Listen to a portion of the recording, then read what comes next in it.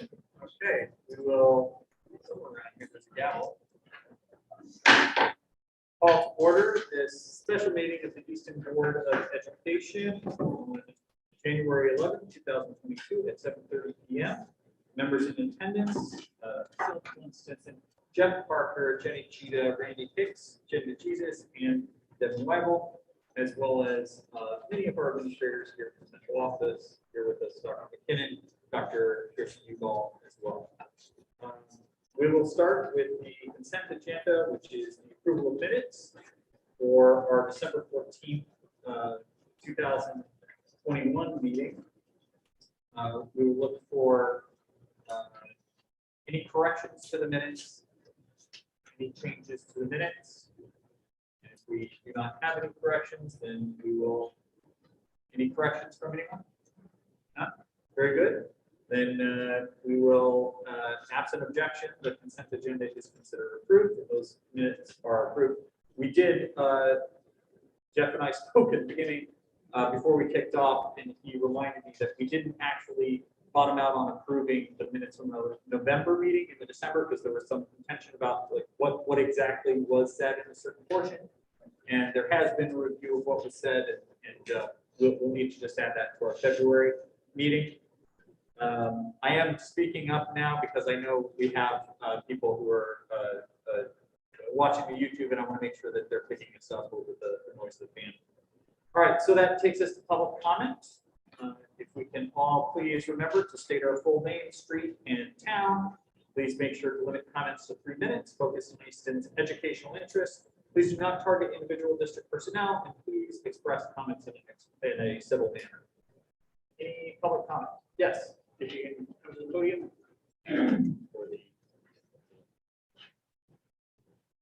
Thank you. I'm Debbie Barrow, 8 Street in Easton. Thank you for giving me the time, giving public time to offer comments. And as always, thank you for giving your time to help secure a better future for Easton's children. To that end, I see you have wisely put students' social and emotional health on the agenda. Because now, according to an article on foxnews.com, published on January 4th this year, the U.S. Surgeon General, the American Academy of Pediatrics, American Academy of Child and Adolescent Psychiatry, and the Children's Hospital Association have declared a national emergency or crisis in child and adolescent mental health in the U.S. The article quotes Dr. Sarah Bode, a member of the American Academy of Pediatrics Council on School Health, who stated that even when schools get back to in-person learning, it's not so easy for kids to adjust. My comment isn't about remote versus in-person learning. It's about kids adjusting to learning in these crisis times. Their social and emotional health affects their ability to learn, make connections, and have the confidence to let their imagination soar. Professionals who are trained in helping children navigate confusing times can be an invaluable support to growing a healthy school climate and helping parents help their children. Student academic progress is also on the agenda. Progress can only be made when kids are ready to learn. I am wholeheartedly in favor of spending money to support the mental health of our students. Thank you very much. Any additional public comment? Hearing none. We'll move on to board member comments. Any comment from members of the board? I just think we should consider adding a line item for the ER9 outdoor for for all of the weather, like parkas, hats, boots, fishing around.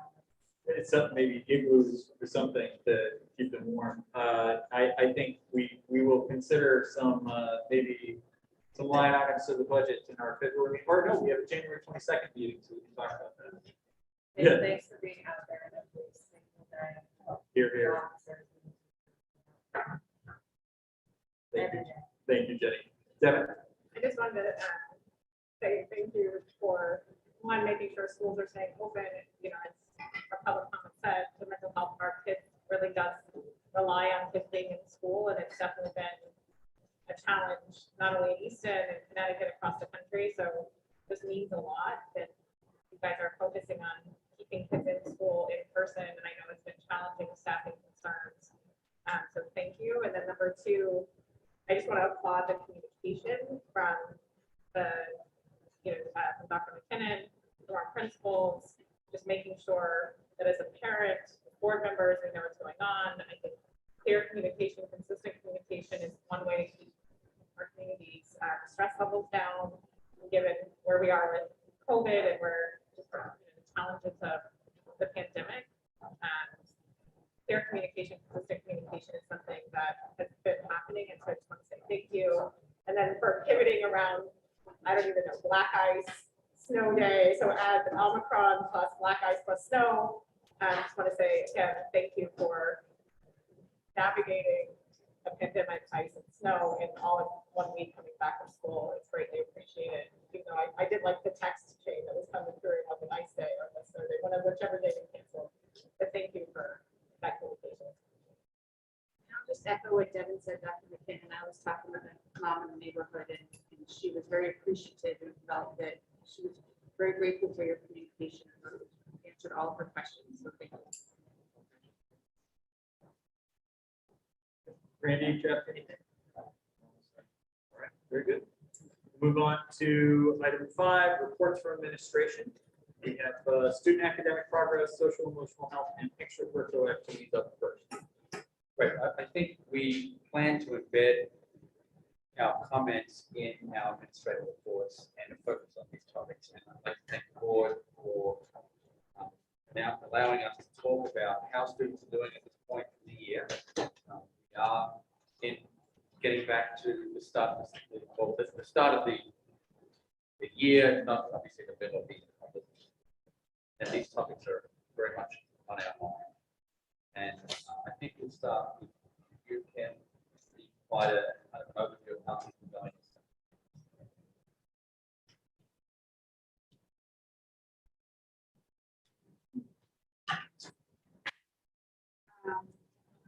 I did have a lot to share. Would you mind if I just sort of following the order in which I sort of kept notes? Of course. We had for the very first day today in, I can't tell you how long, the first day where we have not had a student or staff member who tested positive for COVID. That needs to be announced, because that has been a part-time job. It's been incredibly complicated. Initially doing the contact tracing in all the communications that happen related to contact tracing. But when the staff started becoming unwell and having to fill a bunch of different positions, it added a different complication. But staff are now returning. The long 3-day weekend is a tremendous gift in that regard. So nobody has tested positive today, so I'm going to go about that. So let me first talk about SEL. Yeah, the numbers are high. We have a full-time social worker, and we have 1.4 school psychologists. The 0.4 psychologist is the one we share with Reading Elementary School. The school psychologist, for the most part, does all the counseling for students who get counseling through their IEP, and has a little time left in her schedule where she can pick up general education students who need some kind of therapeutic setting in a group or individual. But for the most part, the school social worker does all of that. Were the numbers high pre-COVID? Yes, they were. Are they high after COVID? Yes, they are. There's no one in the building, because the question came to us a few days ago. There's none of us who firmly believe that we can say, yes, COVID has exacerbated the anxieties that we're seeing. But we do know that we're seeing behaviors that we didn't typically see, and we do believe it's because they don't connect. And all of us, we're social beings. When we don't have the opportunity to look over to someone and have a close, intimate conversation, or share a really fun joke, or whatever example you want to give, there is a loss. That sort of feeds the soul and it energizes children. So we are seeing behaviors. Those kids do get picked up for some kind of intervention related to behavior. I'll talk to them and teach them strategies about self-regulation. When is it okay to do those fun things with your friends? And how do you do it safely right now? Oftentimes those kids are exiting. But overall, we do see generalized anxiety that those numbers haven't changed. Their schedules are pretty full. In terms of academic performance, the SIT numbers are high. SIT stands for Student Intervention Team. We meet every 6 or 7 weeks in general education. We talk about the kids who are falling short of the benchmark. So we look at the fall assessments, we look at the winter assessments, we look at the spring assessments. In the very beginning, we gave all of the assessments, and do keep in mind the new math program, and that does make a difference. In the area of literacy, we use the F&P, Fountas and Pinnell assessment. And for each of the grade levels, we have a fall benchmark that F&P provides. And we also look at a variety of DIBEL scores that give us different benchmarks to look at in terms of letter naming, sound fluency, so forth. And then, of course, we listen to the classroom teacher to hear about how are the students performing, how are their skills generalized in their learning. We have a total of 114 kids who are receiving literacy intervention from kindergarten through grade 5. First grade is the largest group at 32. That's a mix of tier 2 and tier 3. Tier 2 could be a light intervention where they're meeting with the interventionist 2 times a week. A heavy tier 2 is when they meet 3, sometimes 4 times a week. And then tier 3, which is the most intensive, is every day with 1 or 2 other students, or one or 2 students with that intervention. To some degree, it makes sense because all of the instruction last year, because there was so much we didn't know about COVID, that we really did keep away from small group instruction because of the sheer closeness. We couldn't have that. There was also a period of time where kids were online. Kindergartners don't do well online. I don't think I need to tell that to Sister Jesus. They don't do well online. And they really suffered for that. So when we came back to school in January of their kindergarten year, not doing small group, small intensive setting that we typically do, or the frequency, we did the best that we can. And the more that we were getting more knowledge about COVID and what we could do that was a safe way to interact with kids in small group instruction, we started picking up more steam.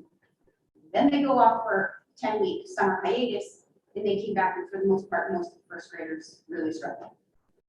Hence the numbers. Right now, it is January 11th, so we're in the middle of doing our winter assessments and our winter screenings, so I don't have numbers from them. But all of the first graders that I've mentioned, 32 of them, are either a mix of tier 2 or tier 3. In math, we looked at data that our new math program provided and a small program called the Acadians, which gives us information related to their ability to do quick computation, and it's timed. We have 62 students who are receiving intervention through math. The largest group is grade 5. We have 15 fifth graders. Now the Acadians that I mentioned earlier, it is timed, and that makes a big difference for some kids. It's nationally normed, and they look at computation, and they look at concept application. And depending on how the kids perform, they get what's called a composite score, and it falls in either green, you're good, yellow, a little concerning, red, you are very much at risk. So we do have kids who are performing very well on the unit tests of our new math program. And then after it does 4 units in the program, they do what's called a benchmark assessment. It's basically a test that assesses chapters 1 through 4. A large number of kids do exceptionally well on the unit test, but they're not holding on to it because these benchmark tests are showing us something different. So that's when we need to have these extended conversations at these sit meetings. Tell me a little bit about your youngster here who did 89, 90, and so forth, but they scored 64% on the benchmark. So we're still looking at that. It is a very heavy literacy-based program. The tests are very, very challenging. All the teachers are saying, I like it. I like how challenging it is. But they, you know, with every first program that you spend, first year program you try, you're afraid to be completely confident because you haven't been through it one full year to say, my skills are sharp enough, the way I'm asking the questions, how much time I'm giving them for the solve and share, the degree of time that I'm dedicating to the bridge activity is all sufficient. So they are following the program with fidelity. The different grade levels are, from what I can see on the chart that we keep, that seems to be the pattern. Unit tests are good, benchmark is something we're looking closely at. So from what I can tell you right now, those are where the big numbers are. And those are the 3 areas by state law we need to assess: literacy area, the math area, and student social emotional learning. You had asked a little bit about extracurriculars. You know, just from looking at the budget, we don't have a tremendous amount of extracurriculars at Sanders Staples, but I can say to you, it's technically not an extracurricular. We have band in 5th grade. 80%, over 80% of our 5th graders are taking band, which is pretty significant.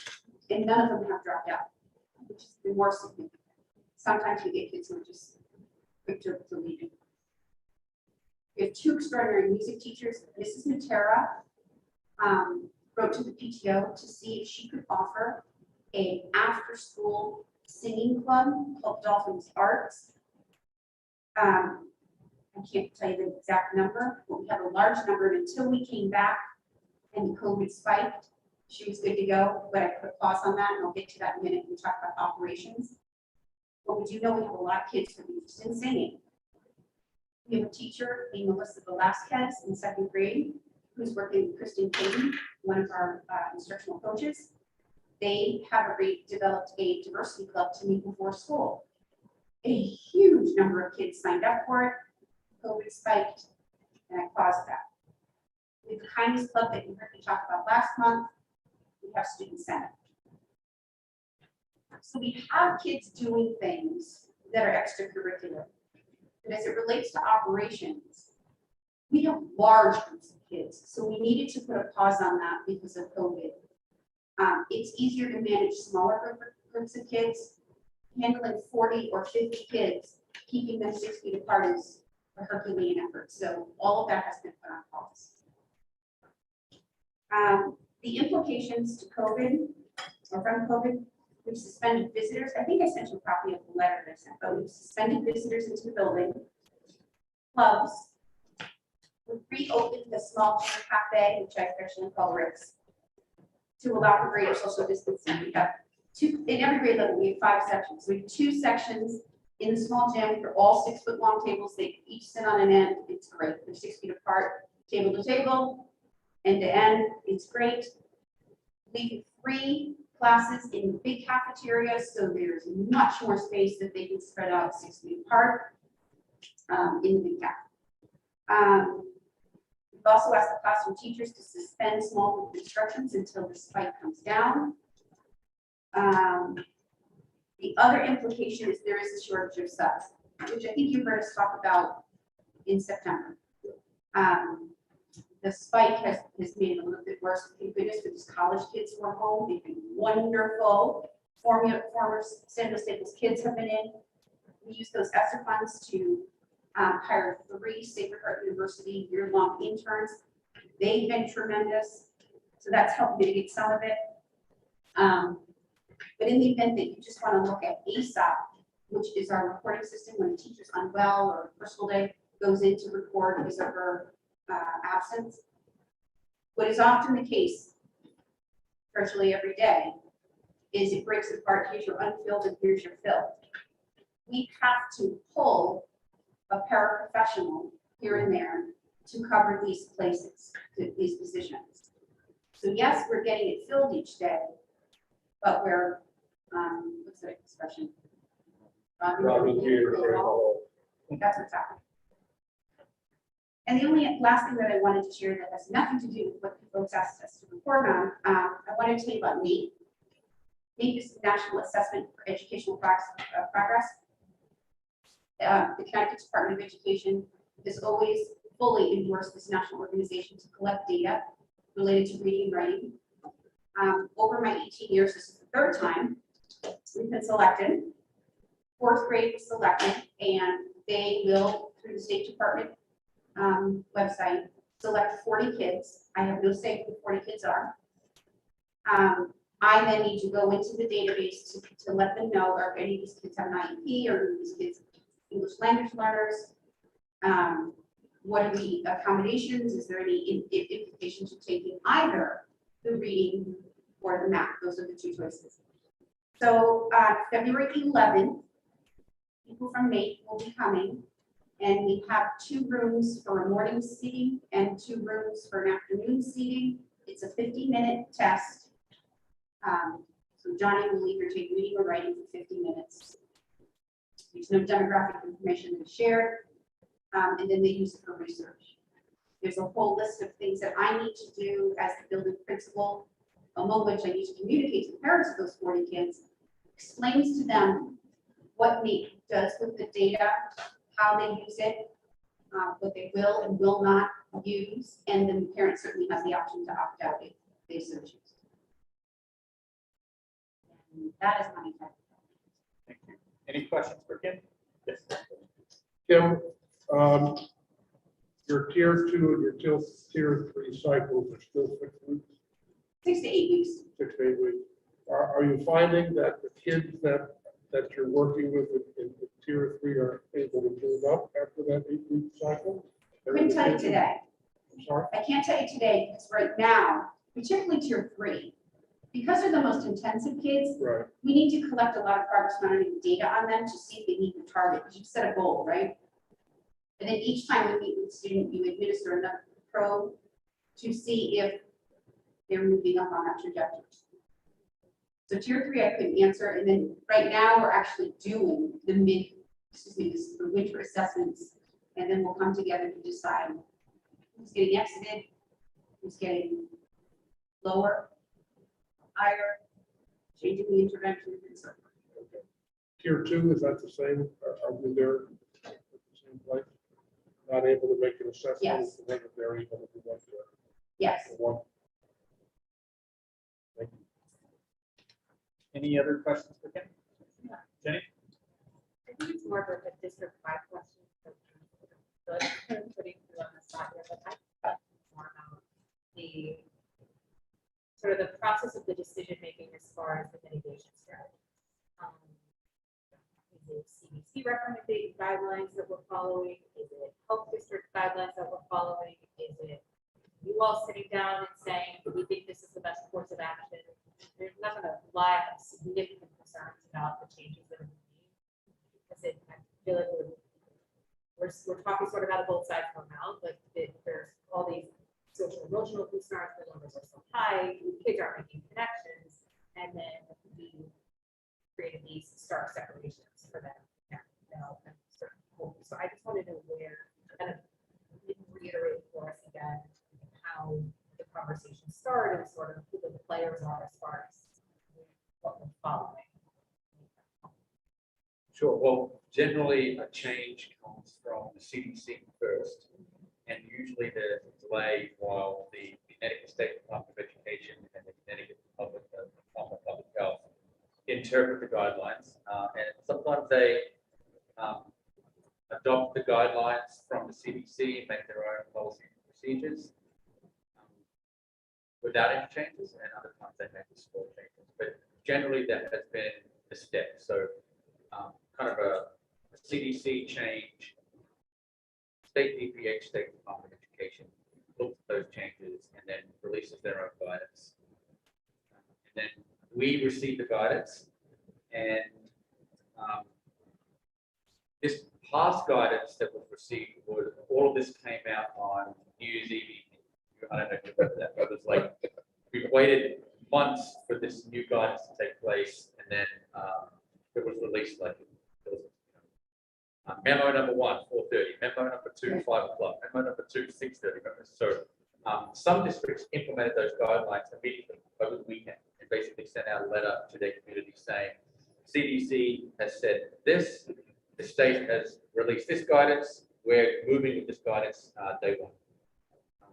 We waited until Tuesday, we waited until I think that following Wednesday because there was a state Department of Health call on Tuesday mornings that most superintendents and DPH officials and even board members actually sit in and listen to the presentations from the state epidemiologists and Dr. Carter, Dr. Sosa. And so after those presentations on Tuesday morning, there was a superintendent group, and all the superintendents in the region had a follow-up meeting, and we basically talked about what districts have adopted the guidelines already or what districts are moving towards adopting those guidelines. And at that point, every school system in the area was moving forward adopting the guidelines. And so the next step after we kind of understood what everyone was doing in the area, I sent a communication to the Easton and Reading Departments of Health, and our team started looking at the guidelines that were released from the state and putting it into more user-friendly language. And we sent out a letter on Wednesday evening, I think, saying that we were going to implement the guidelines the following Thursday. And around about that time, we received shipment of masks from the Reading pod. Pod stands for point of distribution. And the tests that were alluded to on New Year's Eve that didn't end up becoming available, those tests were picked up, I believe, on Wednesday as well. So our letter was kind of timed to go out on that Thursday, along with putting test kits in schools. So our nurses could say, here's the guidelines, contact us if you have any questions. And at that point, they were able to provide tests for families if they needed. So that was kind of the process this time. Let me be more specific with my question. I'm talking specifically about splitting up the lunch waves. My daughter's class had sort of a modified setting. The teacher was instructed to no longer to suspend that. Kids are now separated and very far apart in rows again. So, okay, so Students I can are- add that comment. Students are rotating out, they're not eating snacks together, the cafeteria changes. They're talking about more building-based things that I think are directly tied to it's adjusting and accessing your education. So to me, there's a direct link.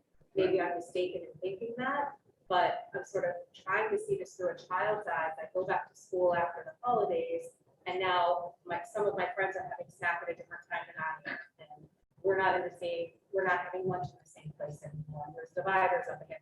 All of these things that now alter the setting, sort of the space around them. I want to know, where are those decisions coming from? Is that part of the CDC guidance? Is that part of health department guidance, or is that our district making those decisions? The CDC in the state talks about times in which you're not wearing a mask during the school day, and they talk about the relationship between 3 feet and 6 feet, and kind of what's more risky behavior. What we talk about as an administrative group, the weekend between New Year's and coming back to school on Monday, is what were the points? What were the points that we were having trouble with before the winter break?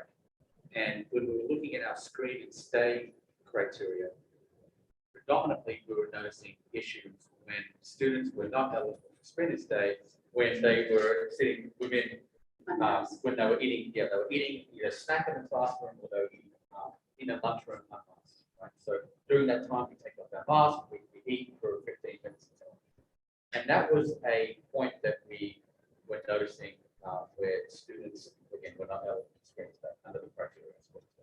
So we brainstormed and we talked, and so as a district, we decided that we needed to expand that 3 feet to 6 feet, and what did that look like in some of the schools? In some of the schools, they already had 6 feet in the cafeteria, and at Keller, for example, we had to go back to using the library so that we could kind of increase the space. So that was an internal decision.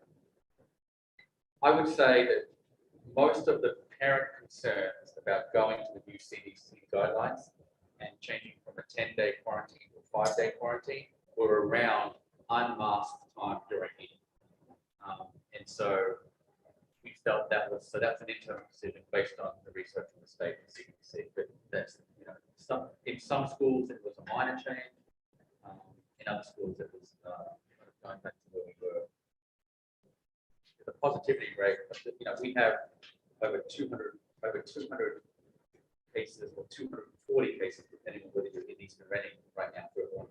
I mean, that's as high as it's been, as you know, as the data. But hopefully today, it was good news that we have positive cases, and maybe we can go back to where we were. Yeah. Just in a couple of weeks. Yeah, it's all been great until further notice. I mean, nobody wants, if it's in 2 different dining locations. The teachers absolutely know the value of small group instruction.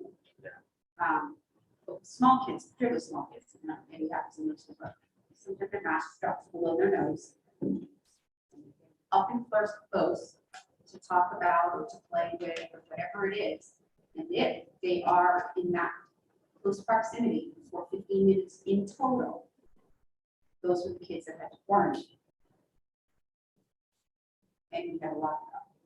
I just want to try to understand. So the goal is basically if there's a positive case to make sure that kids are 6 feet apart so that we can implement in the screen and stay policy so there's less kids quarantined. So really the idea is to keep as many kids in school as possible with some sort of screen and stay or test and stay policy. Do that the 6 feet in that 2 lunchrooms and waves of snacks is kind of that. It's hoping to keep more kids. Yeah, it's their best shot. Sort of, except we don't have screen and stay. Anymore. Right. Right, so when we think about what we were using for contact tracing, we consider all of the recommendations for spacing, doing our best to implement greater space between individuals, knowing that that would be the way to prevent the spread of illness. So while we don't have screen and stay any longer, and we're not quarantining for in-school cases, right? So a student might quarantine because a family member tests positive, and then they would still quarantine. We're not quarantining because of an identified positive case at school. What we're doing is trying to enhance the mitigation strategies.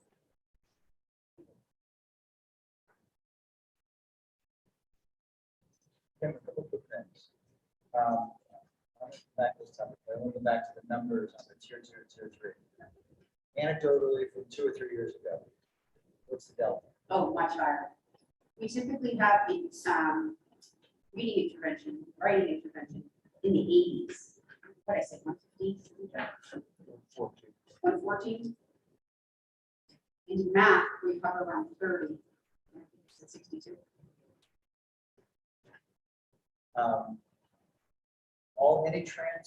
Any of this at all related to folks transferring in that weren't with us a year ago or not really?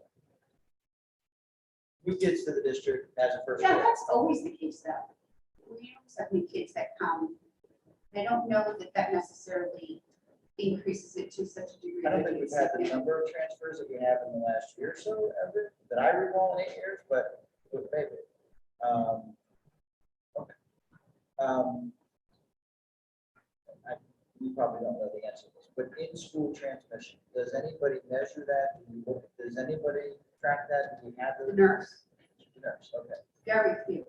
Nurse, but they can't, it really would be next to impossible to know there's something. Dr. McKinnon and I spend a fair amount of time with our nursing coordinator as well as the local team.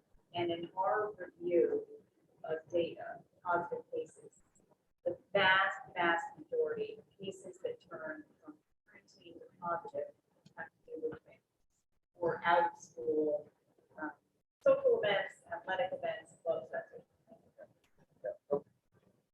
Which I think for me, that's the question. Why are we doing so? It's the unmasked time that I think is just the difference. It's been a challenge to, as a community, to keep thinking about this and keep asking questions. On one hand, we say in-school transmission is low, transmission isn't happening in schools. It's largely adults giving it to children, passing to children, like, all of that information is out there, yet I think we're taking some significant, severe is the right word, to significant steps that are separating kids and possibly contributing to that experience that is possibly negative for that.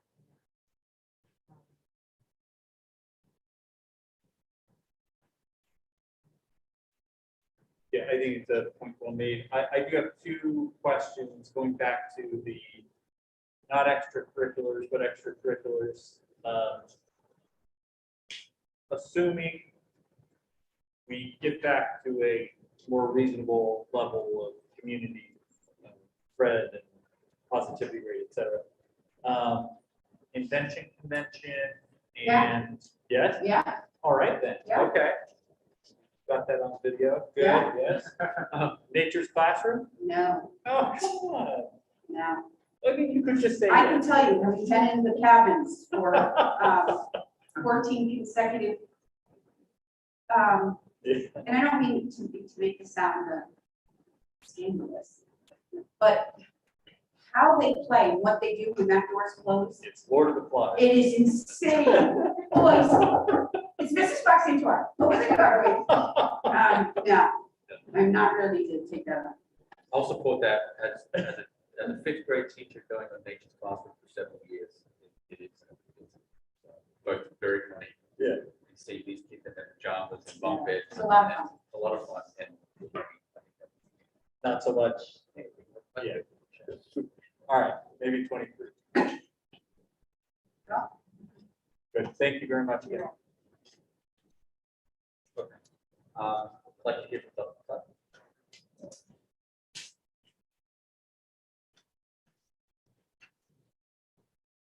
Good evening, everyone. Happy New Year.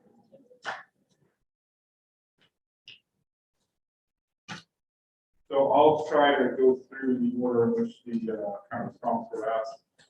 Start with the academic progress and social emotional learning. Maybe I was thinking like you, I think, when I thought, let's get some points of comparison between pre-pandemic and now. I think that kind of delta will give us a good way to compare what's going on here. So I took a look at that. I do think the student intervention team of the SIT process is kind of a canary in the coal mine. It really lets us know the kids who have dropped, and sometimes only a little bit, but dropping in below those benchmarks creates a significant amount of concern and response as well.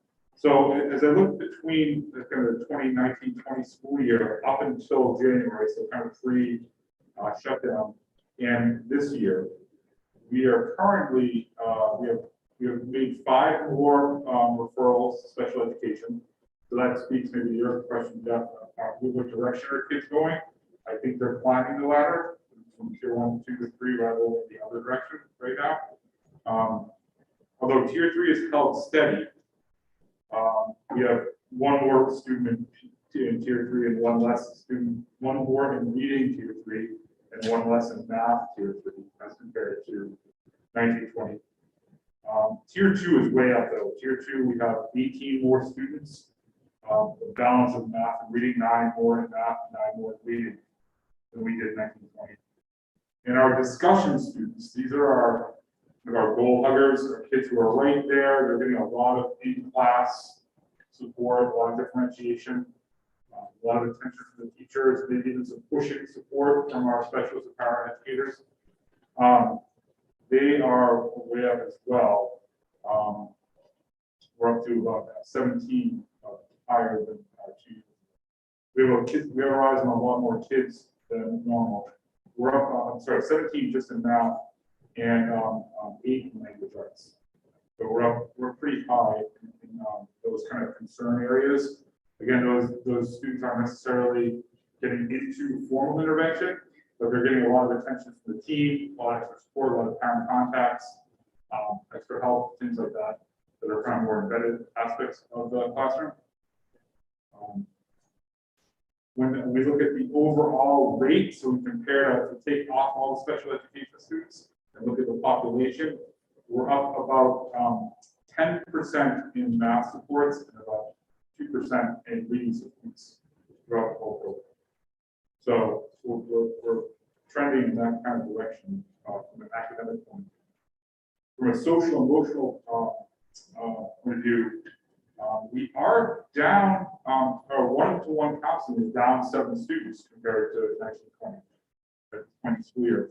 And that can be accounted for, I think, in our learning lab program that we piloted last year. I don't know how aware the board is of the pilot that we ran last year in learning lab. Learning lab was piloted by supporting students with 504 plans, so students with disabilities, but who were regular, receiving special ed. We're given extra tutoring support during ELT specifically around executive function. That program was widely successful, and with the support of special education this year, we were able to bring that out to the full school. We currently have we have 19 students right now, 3 in 6th grade, 9 and 9 and 7th and 8th. That's 21 students. 21 students in all with servicing learning lab who are all holding their ground or making really good improvements in that program. And that really hasn't cost us much. We've been able to pull a para and Aaron Montaigne, one of the special ed teachers, has been able to kind of oversee that program, design instruction, and the para support has helped the students directly to manage the materials, manage the assignments, those things that they receive that extra little bit of coaching on a few days a week. So most of the kids are in 2 or 3 days a week, but they also have the ability to drop in for support whenever they want during their ELT. So it's a nice kind of lab setting, and it really has, I think, reduced the one-to-one need for counselors to work directly with students, which has freed them up to have more groups. So our group work is up 8 students overall. So overall, we're +1 for counseling support. Those group that because they're not kind of bogged down is not the word anymore. Because they're not obligated to one-to-one counseling, they're really dealing with these executive functioning student issues. They have now been able to offer more group time with kids, which is, to Jenny's point, when the best kind of counseling that we can do in middle school is when we get to work in groups together, working through social issues. So that's been a great benefit.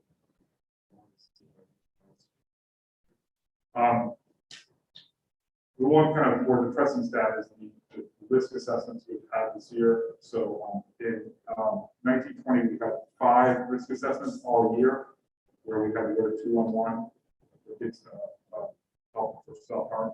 We are at 4 already this year. We had 0 last year. I'm sorry, we had 1. I expect we just had 1 was an internal assessment last year, but we have 4 already this year. So that's not. I think that does have a lot to do with all the stress that everyone is under. Better news on the extracurricular front. We have 19 extracurricular activities up and running this year. We expect to have about 380 hours in total of extracurriculars running. It's very exciting. We have 340 students we're expecting who have either signed up or are already attending. So if we project it out for the rest of the year, we're projecting about 340 students. So if you do the math there, you kind of get creative with the $46,000 grant that we got to fund that. It's about 22 cents per student hour overall. So it's been a real great asset for the school. Tons of involvement. Kids from we just had chess club that started out. There's a lot of fun with that. We have almost 40 students in the Andy and junior here. volley club is full, 40 students are there, so that's been. So. That's my report. Do you want to ask questions about that before I go on to operational stuff? Maybe you have to do chat. Two things, Steve. Yeah, First is, out of these, the 19 extra curricular clubs, do you have any students that are in zero clubs? absolutely. Yeah. There are some families where it's not getting teenagers after school or bringing them in early. There are a number of kids who are in multiple activities. So yeah, there's definitely some where I can think of a handful of them that are just right away they're leaving school to go to soccer and outside of that. What are we doing with those kids? I mean, obviously we know who they are. Are we making sure that they're okay, making sure that they're safe? I don't think we have a systemic program that investigates kids who are not in any of the extracurriculars. We haven't had extracurriculars, I believe, for at least a year or two. And I don't know what we were looking at. I think it's such a robust private program in town, sports and things like that. We certainly do look at kids who don't have any friends. I think that's one of our biggest, when we sit as a team, whether it's the grade level team or as our Delta team for SIT, it's the first question I always want to ask. And one of the first questions I'll ask a parent when a child is struggling, who are their friends? Because my biggest fear is a child who doesn't have friends. So that's the biggest, number one risk for any middle school kid is probably when they don't have friends, they're not connected, they're not doing something. I'm strongly encouraged to play for that because it's like a million little roles you can do in a play. You won't be on stage. You can learn how to run lights, learn some sets. So that's a big push of mine that I always say to parents. Let's get them in, still need stage crew. Let's get them on stage. Nothing systemic. And the second question is the learning lab. Is that considered a 504? It is not considered a 504 accommodation. So an accommodation would be something a classroom teacher or the school itself would provide help level of playing field, for example. Yep. This was more of a need sub. There's so many students in the 504 program who may be ADD or ADHD and executive functioning issues just come with that. So how are we outside of the classroom? How are we helping those students transfer from what's happening in the classroom to home and from home back to the classroom? And that was a great idea, a great pilot, and a lot of success. And still is fantastic. The KTC in the media center, I know that was a big topic for when it came to budget discussions in the past. Are you seeing value in that kind of reopening? So, do you want me to talk about the operations effect of Oh, yeah, COVID? Sure. No, because, when we had, up until the 2022, I guess, the library has been a hub of activity all the time. It's been great.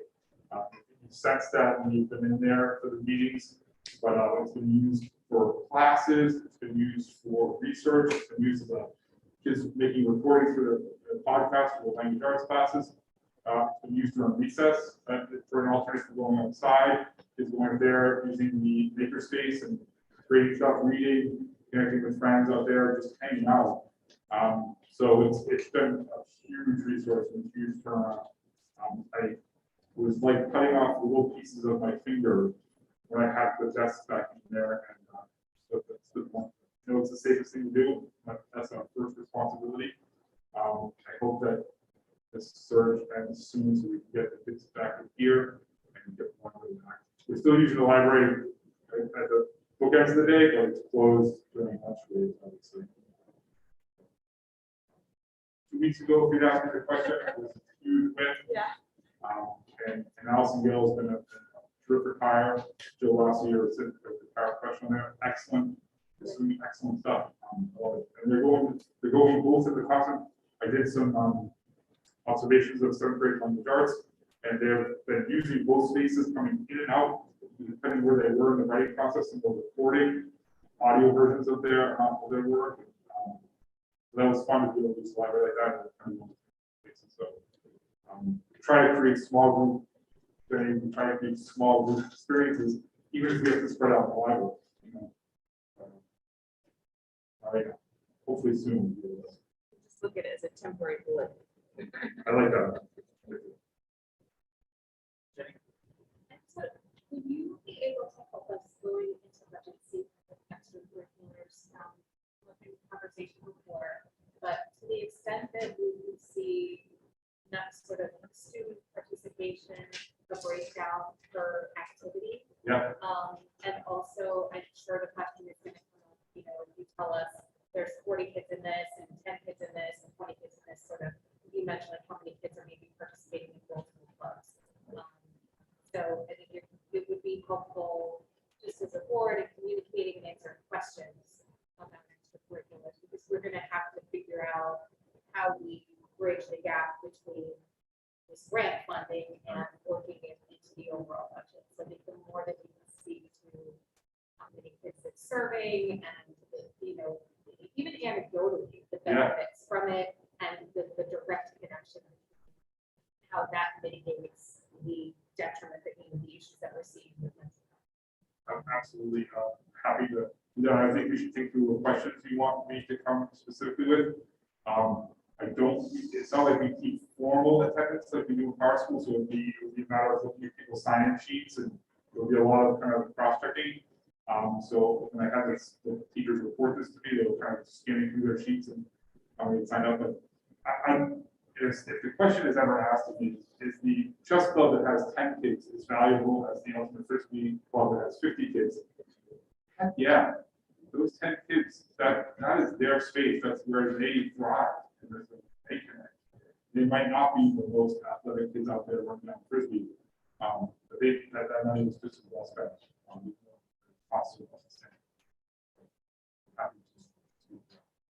We know that, but there are a lot of people who are really long numbers. And they ask us. Two quick ones, just to follow my next question. There are no clubs with 0 participants. That's not true. The weather club, which I think it's in the contract. The weather club and the news club. I know I had it in my notes earlier. Chess club and volleyball getting started. There was one weather club, and there's another one in the contract that just haven't been picked up for several years, and so we've been using that money and we turned it into the big club and the chess club. So we're running all of 19 that we are in the contract. It's just re-topic 2 of it. Second question is, and I don't know if you can answer this, but for 18 months or so, the daily schedule, the instructional time schedule was modified fairly significantly. As best as you know, is it back to what it was 2 years ago? Yeah, we're really close within I think we have a homeroom and still have a homeroom and kind of an afternoon, morning homeroom and afternoon homeroom, take up 5 minutes. Don't know if we had those before. I can't answer that question. I probably look back and get that answer for you maybe. But we're at 42 minutes with 3 minutes passing, so it's 45 minutes, which is a pretty standard middle school schedule that we follow. So we're following that. Right now. We don't really need the bus homeroom to check it. That was just checking in the Chromebooks now over 1-to-1. But it's been a nice way to help kids with lockers, make sure they're kind of getting out of the school with everything they need. Anyone else? Thank you very much. Just quickly on operations, I know you have on operations too. I split up my report. The biggest effect you've seen right here was splitting the spent Monday, and thank you for the delay, because that really gives time to move 50 desks and set that up and make sure this room. And we try to keep kids in pairs of students they want to sit with. So we try to keep friend groups together. We had to redo the seating chart and make sure that everybody has somebody they work close to during in their zone.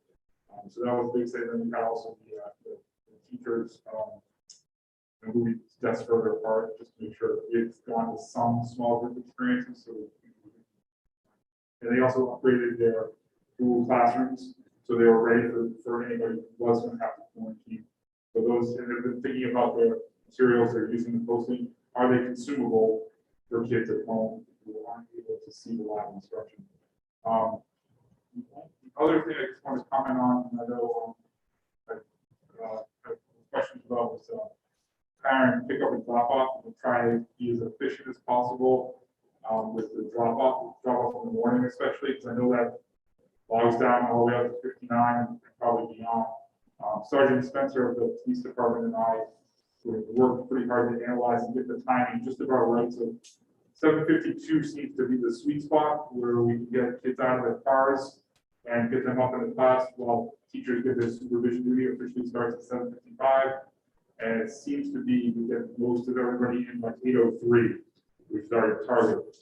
This week was a little challenging, especially Monday was kind of been 92 cars today dropping off, which is almost a third.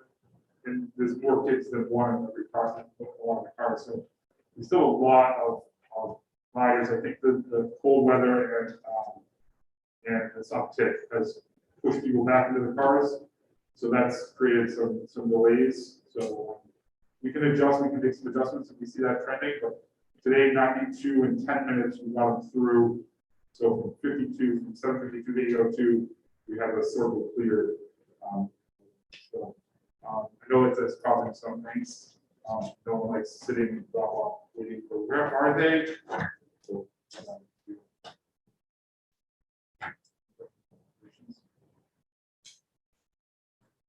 thank you. Thank you very much, Rick.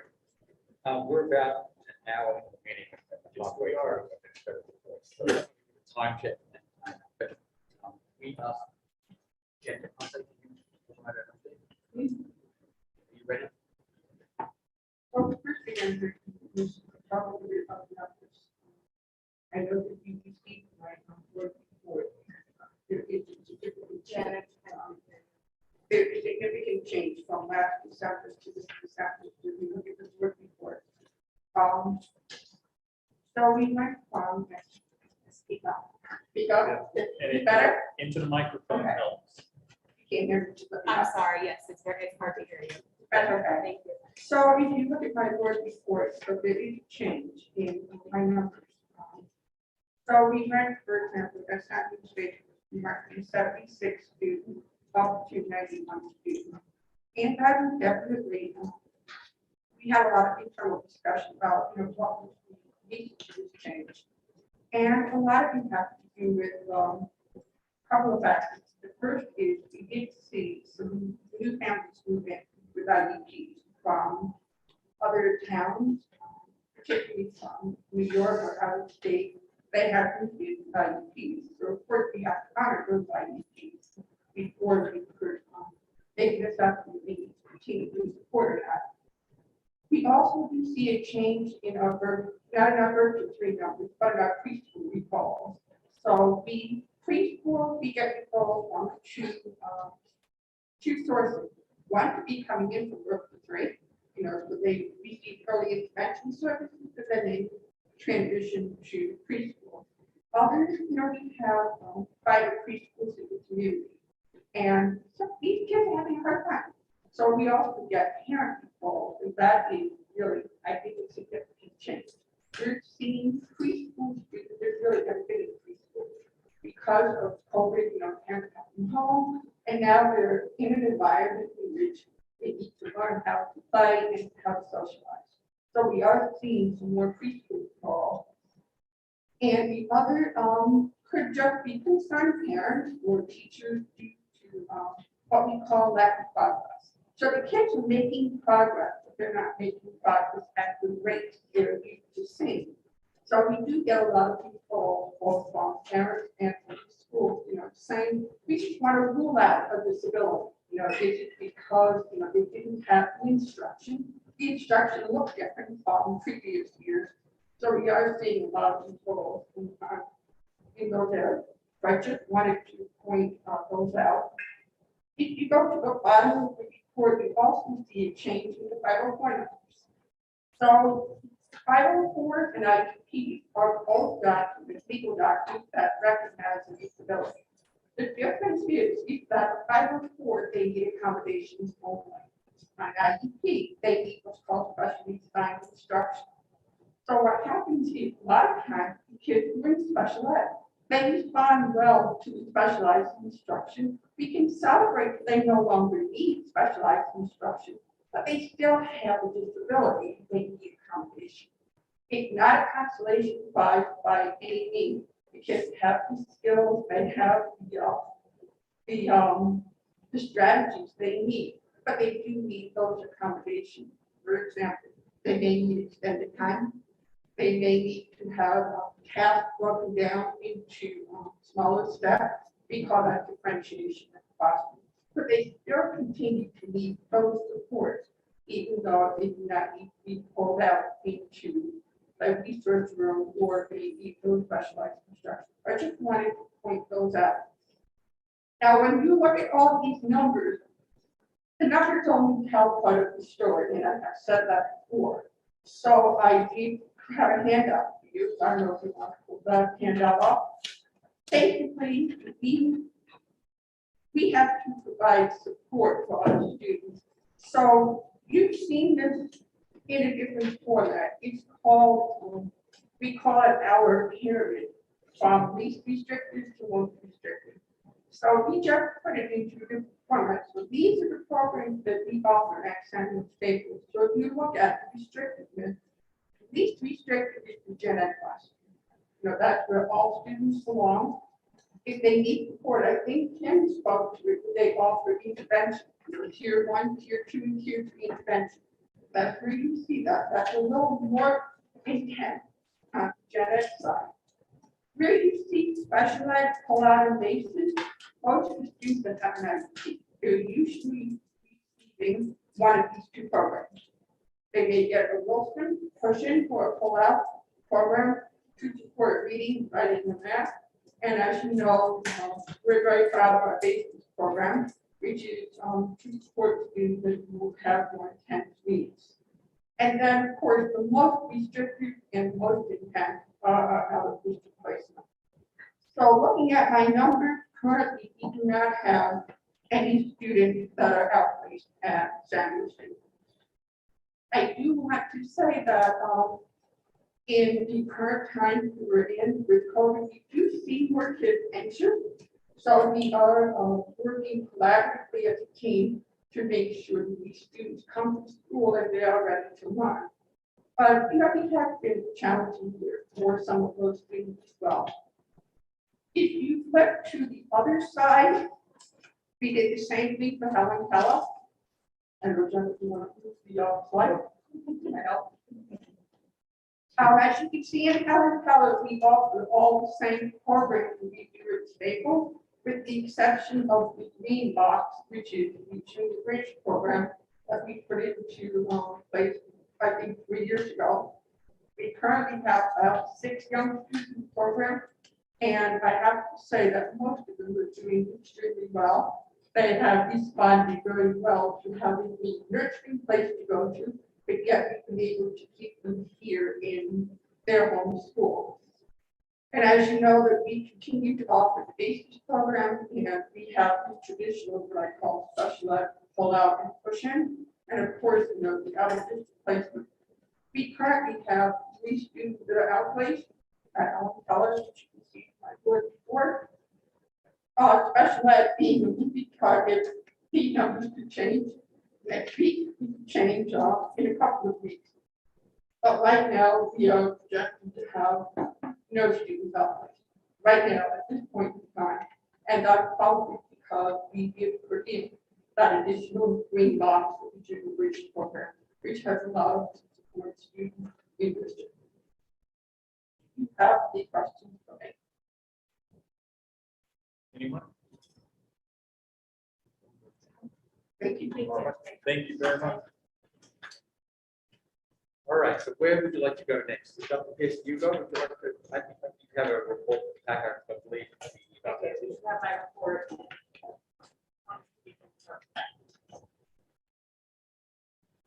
So I want to make everyone aware that the elementary report card, when it goes out at the end of this month, will contain some changes in the math area. The math specialists with the building principals at Easton and Reading updated the report card so that it reflects, still has Connecticut core standards, but it reflects our current math program. Any math program has slightly different emphasis on standards, and so we needed to provide this revision. So parents will know the change. This year, different than other years, we will not send home a separate attachment that has the instructional foci in ILA and math. And instead, the building principals and I will write a letter to parents explaining the expectation for standard mastery by the end of the year, and then the purpose of the NA, when it will be used, and how parents can understand that. But that's it typically a whole grade level decision as opposed to for an individual child. We will explain that to parents and then. Also want to remind everyone that January 18th is a professional learning day. There's no school for students, and our teachers will be actively engaged and work with one another. They will spend some time looking at their professional learning goals connected to the student learning objectives and collaborating with one another to collect and analyze data to show progress towards those goals. And they will also be engaged in some professional learning activities. So there's work with an outside consultant by the name of Pete Roberts, who will be supporting grade 5 to 8 ILA and social studies teachers. And our elementary teachers will be having another section of math professional development that's provided by the vendor of our math. And then finally, on the climate area, our district climate committee has heard one sales presentation. We are considering different vendors to provide a nationally normed, validated, or reliable survey that we will put in place for this spring's climate survey. So,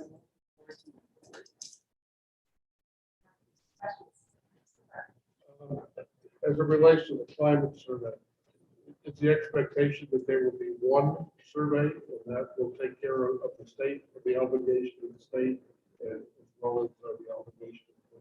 correct. There will be one climate survey for students, one climate survey for parents, one climate survey for staff, but no additions.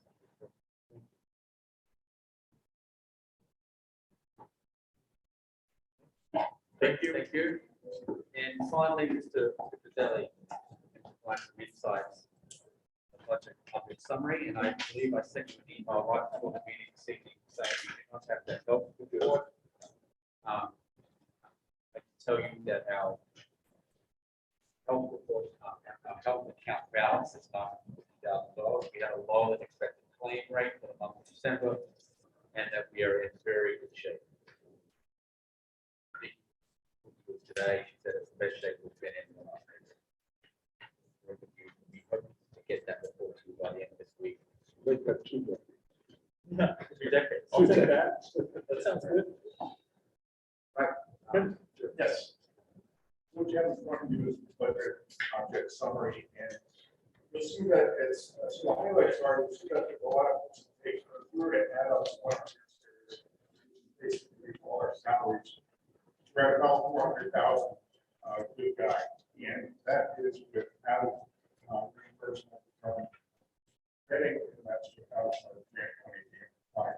So very good there. You'll also notice that there are some line items that have expenses but no budget, and those are just errors and budget cycle that should have been expected when they're controlled. It adds some previous integration there, adds some accounts next year, so I will. Notice that there are other such as water and school services. One of the schools down expensive.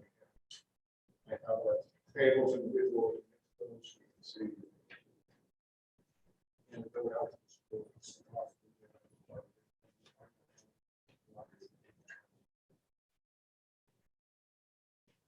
Those are really the highlights of this plan.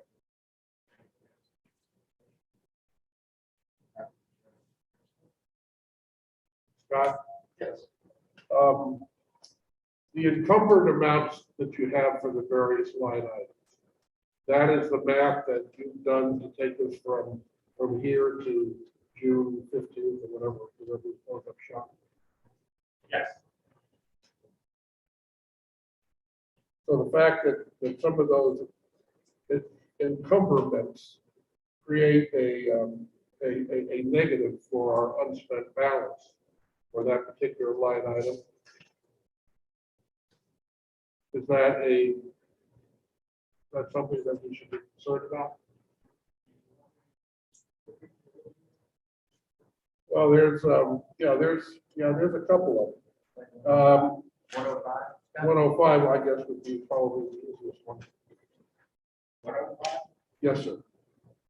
The special ed teacher salaries, by encumbering 370,000 for the balance of the year, we will be 90,000 in arrears. Well, that's on Staples. I wouldn't be too concerned that we went over this out. Yep. You know, there are some instances where we just haven't been reimbursed from getting supposed to be where portion of salaries are. You have to do over the math, you actually put the math together. This afternoon. Yeah. You know, be specific. Whatever we try to do is. There is one that we spoke about, you know, 450 capital. We did see that.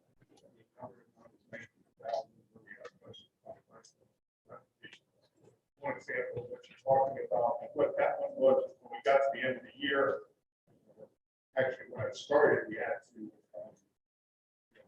close the year many months before I started, so this was an instance where we went to close the POs, so we get the year closed. Yeah. And this was an instance where these were the trenches, I believe, and they were on back order, and so when they came in, obviously we didn't have that.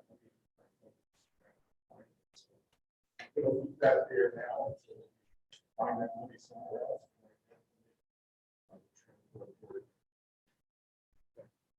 We had a very positive discussion earlier in the day.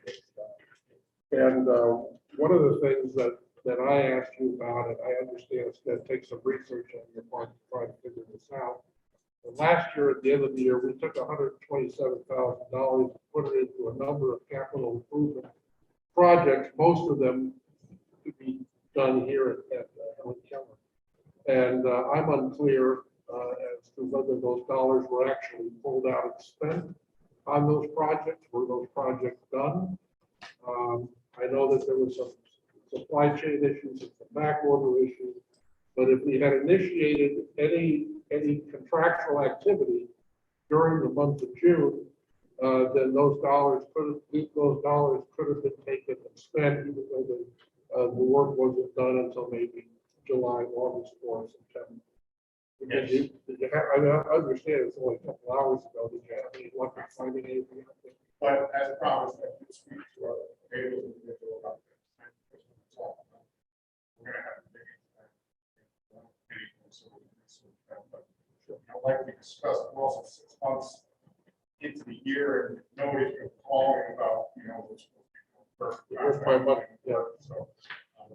So my inclination is that nothing was done, but again, we'll get a clear answer for you. That's just dealing with our 10,000 right now.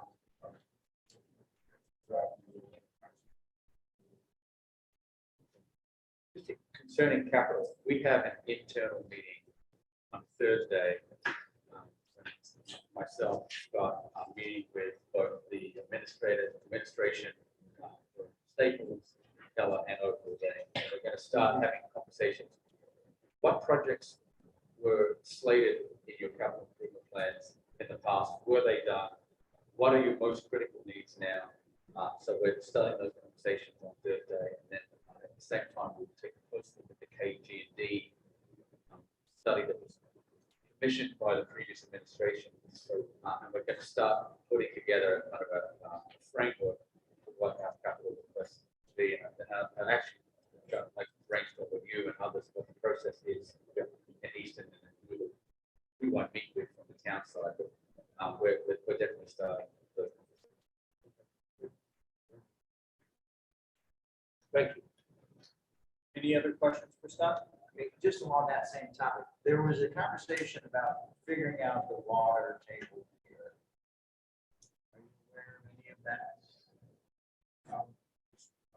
aware of the problem, and we're gonna get on that. Because I understand that it is a problem. It needs to be mitigated in some way. So this is, understand capital project, actually, operational stuff.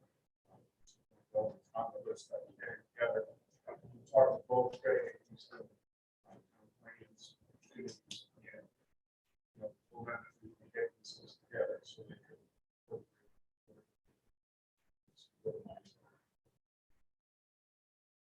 Is there anything on here, Scott, that gives you pause when it comes to budgeted line item and you're seeing a pretty significant divergence? At this point, no. Full disclosure, I haven't going through it like to from the time when I came aboard and the issue, the immediate issue we had to deal with. Now we're in our January budget cycle, but as soon as we go through the first cycle of budgets, I absolutely plan on getting in there. It's what we can say that, but just looking at it in general, I have that. It's all I have. Just curious, optically, for amounts where there's nothing budgeted, but there's year-to-date expenditures, is that also part of the transfer delay, or is that something that we had to pay that wasn't included in the budget? No, that's, honestly, there were some accounts added, so they probably, those expenses should be taking another line and should not be hitting that line. Either that, or there should have been amounts budgeted to those lines that hasn't budgeted. And again, but they're in the right area, and that's one of the issues that I actually have.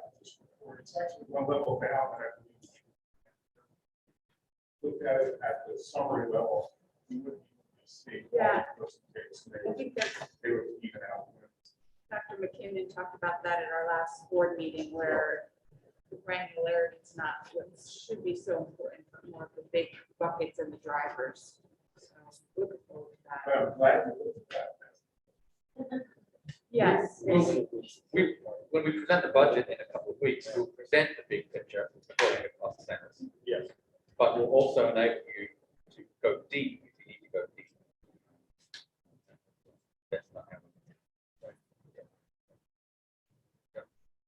Good. Any other questions? This is a small item, but when the bus company runs short of a driver, and they loop around and do other things, or I don't know if they've ever had to forego a route and say, we'll catch you tomorrow, but there's a provision in the contract that basically says every day, every bus is a certain charge and what have you. Have there been any financial adjustments to that we could claim, or is it not rise to the level of we need to really focus on that? So today I asked our business manager to give me the contract and see if there are stipulations that they have to double up on a route or they're down a drive or have to accommodate the way. And there's a position. I haven't read through it. Our business manager has read through it, and we're going to talk about it tomorrow morning. Yes, there are stipulations, and we are going to, I believe, we are going to go some credits that, that would be. Having said that, I do have to say though that I have. Especially talking with surrounding towns. The last 2 days, they've had a bus driver in every seat. So no significant issues over the past 2 days. Great. Okay. All right, good. I'm good. Okay.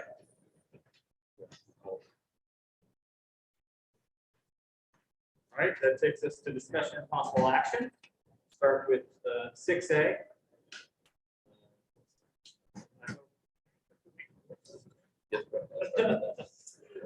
6A, so to accept a proposed grant from the Easton Learning Foundation to SSES of $4,601 to fund geodes, decodable texts, We have a special education teacher who is advanced training in Orton Gillingham.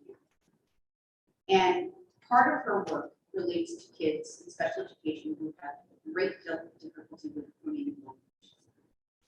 Kids who reach third and fourth grade are still struggling with decoding and have a desire or have an assignment where nonfiction material is required, often struggle reading the kind of material. So when you look at a lower level, it starts to look a little kindergartenish.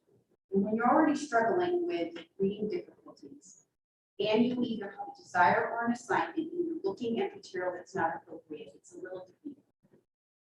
So Orton Gillingham and Wilson together, which are very highly profiled reading programs, have developed a collection of books called Geos. They are highly decodable books. 80% of every single title can be decoded, which isn't always the case in nonfiction reading material. So Katie Severson, who is the special education teacher, looked through her collection, K through 5, looked through the interventionists collection from K through 5, and clearly saw this as a need. It's a big gap. In fact, because Katie falls in her special education budget, she had appealed to Jen Del Conte to see if this GEOS program, this collection of materials could be put in her budget. And Jen agreed, because it is highly endorsed by Wilson. She then came to me and said, do you think this is something that Easton Learning Foundation can support? Because it is a sizable amount of money.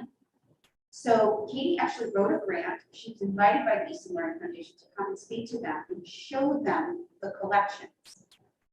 They have approved level 1, which has 64 different titles and multiple copies of each of those titles, and level 2, which is the same. So there are 128 different titles, over 750 books that are now quotable for these kids. It is, each level 1 is $21.50, level 2, $21.50. So the whole amount exceeds what you all approved that building administrators or superintendent has to come to the Board of Education. So I'm asking for your support in accepting the donation from the Easton Learning Foundation to purchase these collections. Thank you for that context. Tim, any questions for? Sorry? I was just gonna make a motion. Oh, go for it. Motion to accept the Easton Learning Foundation grant to Samuel Staples of $4,601 to fund the GEOS decodable tax. Thank you, Devin. Do I have a second? Randy? Thank you very much. Any discussion? Yes, Dave. I guess my question is why isn't it being budgeted for? Why it isn't? Yeah, why is it, if it's possible to budget, then why are we going to an outside organization? Why are we using grant money if it could be budgeted for? Now, I'm thinking about, It's being considered as a proposal in the special ed budget that you have not yet seen. So, so then why is it necessary? You're- There are many levels of this. so, I'm sorry, so is the question, and is this meant to happen right now? These are Yes. books that will be bought right now for Yes. this year. Correct. But we wouldn't see this again next year as ELF is now funding the next series. The intent is to put this into the budget for next year. That's always the Is case. that what you were asking? Yeah, I guess I it hope just- so. It sounds like something significant enough that we should be supporting it as a district Right. and not I agree. necessarily using, TO funds and L funds, that could be used for other things that are not, things that still make sense to be covered. in the budget. I had the same concern about, funding textbooks essentially. With Kim's explanation and the use of it now as hey, this is kickstarting that, I got more comfortable with it, but I understand the reason to raise it. And then funding, I mean, sorry, with grant funding. Not possibly fall under available funds for COVID or supporting students, Oh, yes, sir. Well, those grants have already been I would need to, in order to change the funding, in any one of our grants, I have to apply to the state for the new grant and then pull money from somewhere else in order to replace the money in a category. This would probably be under the category of well-rounded education. So it's not impossible, but it's not entirely simple. It sounds to me as if they're looking to pilot the use, and that this was sort of the books, they should be aware of the books at the point when the budget is already been finalized. It's the budget that does not have wiggle room, have a lot of discretion with this type of things. That's the way that I was reading it as well, but I shared, Jenny, I'm very concerned about the opportunities for misuse of grant funds and, ELF has been an unbelievable partner for many, many years. And when I saw this come up, I thought, wait a second, what is, that sounds like it's getting out of their lane. But I think Stephanie's read on the, Dr. Kristen Gall's read on this and Kim's explanation puts my mind at ease. I mean, kids need these kinds of books to learn how to read and feel comfortable and access. We should pay for that. Something. Right. That's our job. Yeah, I agree. Any additional discussion? Okay, we'll call the question. Devin? Yeah. Jen, sorry. Yes. Randy? Jenny? Yes. Jeff? Yes. I vote yes, passes unanimously. Thank you very much, Thank for you. Easton Money Foundation. Yeah. Thank you. Okay. Left Dr. McKinnon. He wants to make an entrance, I think. I get it. I think the lights are gonna go down and then we got the. Right. If you want to go to the black lights. We'll give Dr. McKinnon a moment. We could recess if folks want a bio break. Oh, never mind. Denied. That's right. Okay. Hi, you good? We're Okay. good. Sorry about that. Badly talked. Yes, Yeah. Are you? Thank you.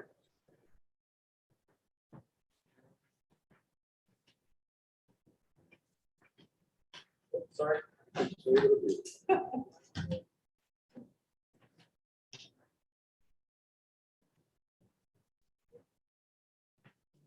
And is there an email version of this that I should be pulling up as well? There is an email, it's a link. Yep.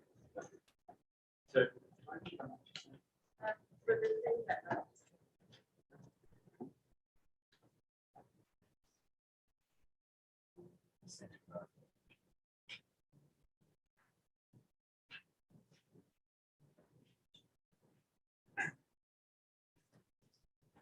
All right, good evening, everyone. All right, so I just handed you what is going to be an excerpt from our budget document. So that is not our budget. It is really just enrollment and staff reports that is going to appear in our budget as a section. So I'm going to start talking a little bit about enrollment and then we'll get to staff. Enrollment, as you know, is an absolutely critical component of budgeting. So increases or decreases in enrollment in a district form the basis of state and federal grants. They impact our decisions that we make about class sizes. And obviously, there's a strong correlation between enrollment and staffing needs in the building. Just want to caution everyone that enrollment is not always a one-to-one match, meaning that it depends on where student enrollment takes place. When the increases and decreases occur in a school or a grade level or a classroom, whether those enrollment changes actually impact a particular class level. So for instance, an increase or a decrease of 20 students in a particular school does not automatically mean that there's a staff change. It depends on where those 20 students are located. And the final comment I would make is that analyzing enrollment in January is often early. I know we need to do it in for budget purposes, but there's a lot of change that can happen between January and September.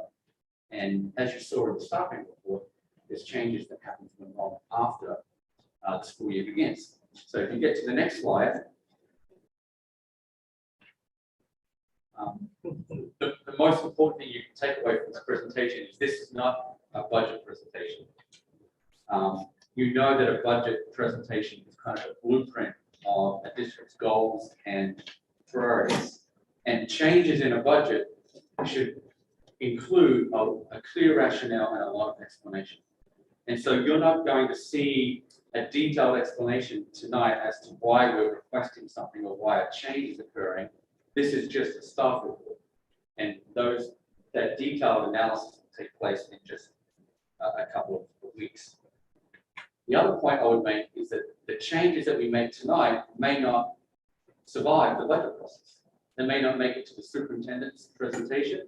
And certainly as you go through the process, you may not agree with some of the proposals as well. So your role, I think, tonight as a board is to do what you've always done. Support high quality education in Easton and have an open mind about where we're going with this process.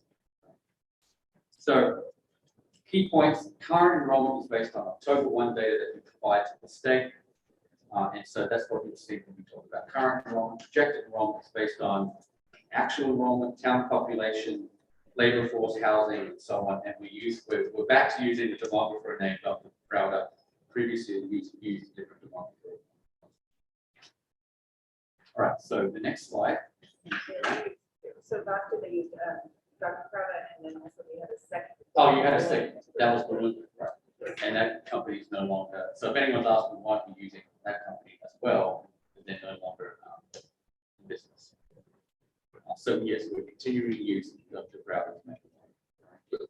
So between 2011 and 2020, enrollment fell from 1,057 students to 856 students. In 2021, it has rebounded to 893 students.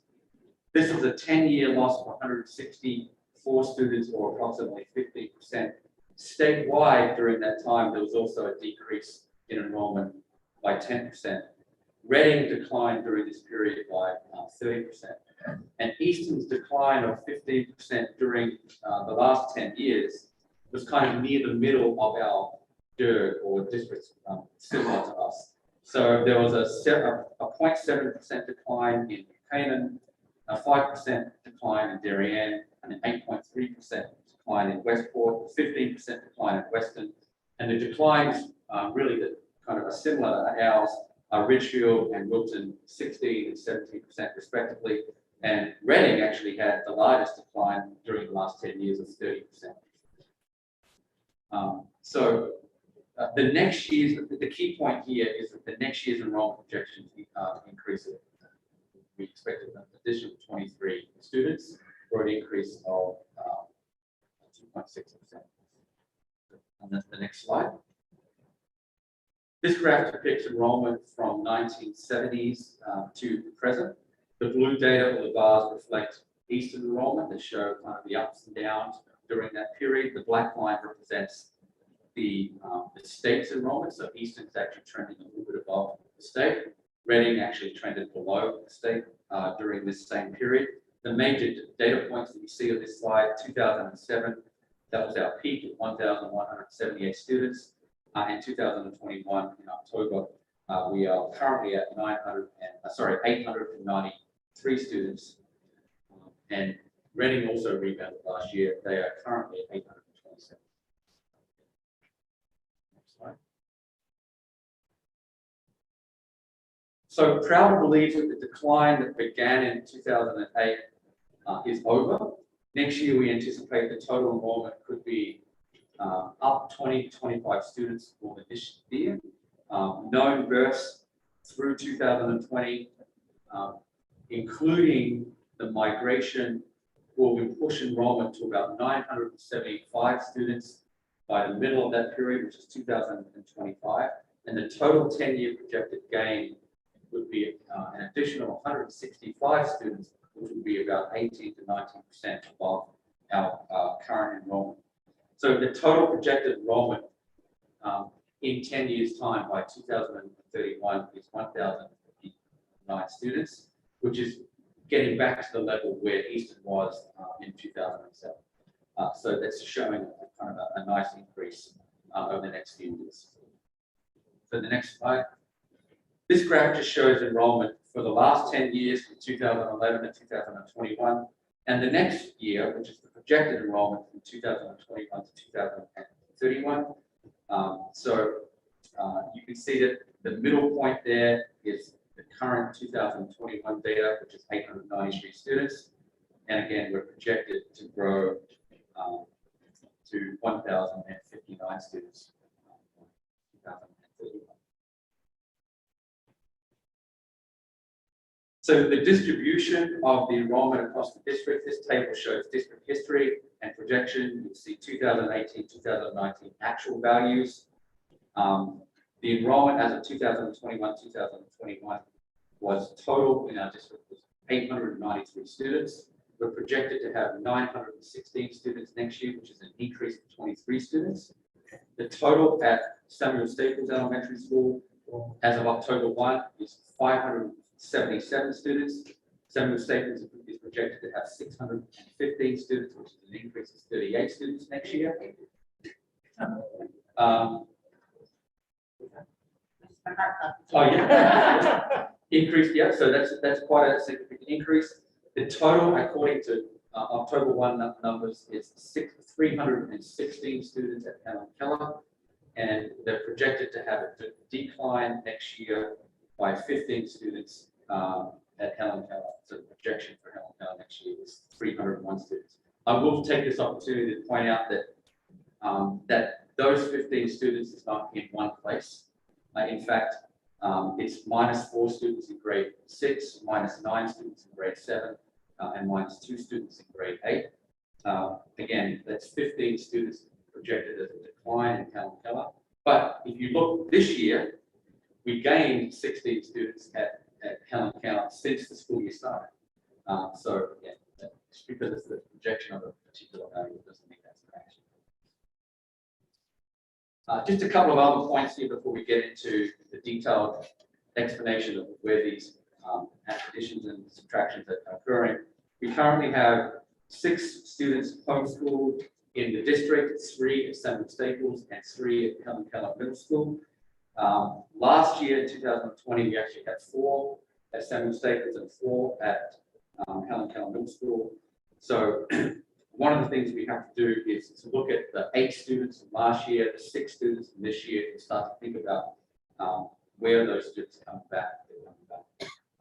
So we have to get those data.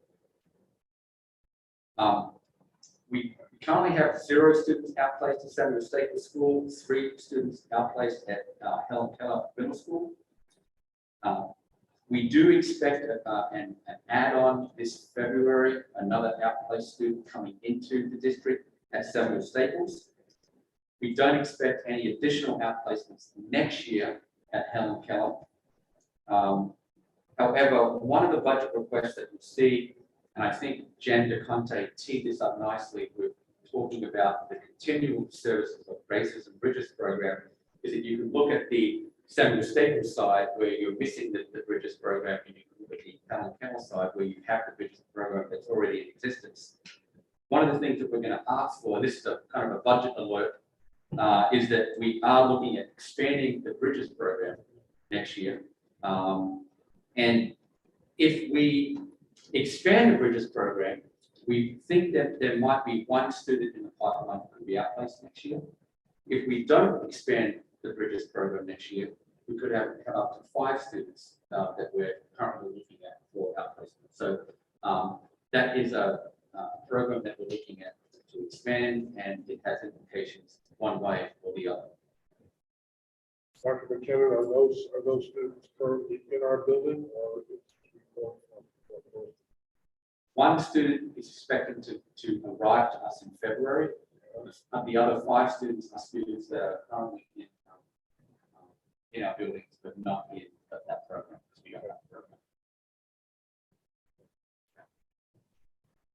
All right. So delving into Samuel Staples specifically, currently we have 5 sections of teachers at each grade level K to 5, and we have 2 pre-K teachers, 1 for our age 3 students and 1 for our age 4 students. You can see here that currently we have 28 students in pre-K. We're projected to have 36 students in pre-K next year, which is an add of 8. In kindergarten, we currently have 88 students. We're projected to have 98 students next year in kindergarten. We think that number is a little high, and that number may come down. In grade 1, currently we have 96 students. We're projected to have 92 students according to Prouder.